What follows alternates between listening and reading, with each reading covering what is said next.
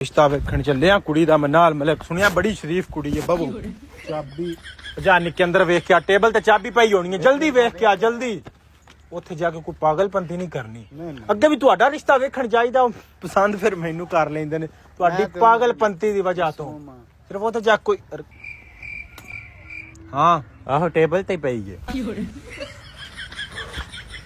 ਤੈਨੂੰ ਮੈਂ ਕਿਹਾ ਟੇਬਲ ਤੋਂ ਚਾਬੀ ਵੇਖ ਕੇ ਤੇ ਪਈ ਹੈ ਤੂੰ ਯਾਰ ਜੀਬ ਬੰਦਾ ਤੇਰੀ ਸ਼ਕਲ ਨਾ ਛੱਡੋ ਇਹਨੇ ਤੇ ਦਿਮਾਗ ਹੀ ਕੋਈ ਨਹੀਂ ਇਹਦਾ ਅਕਲ ਗੀਠਿਆਂ ਵਿੱਚ ਮੈਂ ਆਪ ਜਾਣਾ ਆਪ ਜਾ ਯਾਰ ਤੂੰ ਆਪ ਜਾ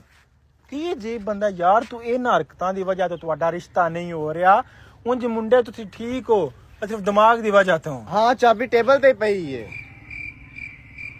ਯਾਰ ਕੀ ਬੰਦਾ ਤੇਰਾ ਵੀ ਉਹਦਾ ਦਿਮਾਗ ਇੱਕ ਮਿੰਟ ਮੈਂ ਸਬੂਤ ਬਣਾ ਕੇ ਆਂਦਾ ਵੇਖੋ ਫੋਟੋ ਚਾਬੀ ਟੇਬਲ ਉੱਤੇ ਪਈ ਹੈ ਮੈਂ ਉਹਦੇ ਯਾਰ ਕੋਈ ਪਾਗਲ ਨਹੀਂ ਮੈਂ ਸਬੂਤ ਬਣਾ ਕੇ ਆਂਦਾ ਚਾਬੀ ਟੇਬਲ ਉੱਤੇ ਪਈ ਉਹ ਸਹੀ ਕਹਿ ਰਿਹਾ ਸੀ ਚਾਬੀ ਟੇਬਲ ਉੱਤੇ ਪਈ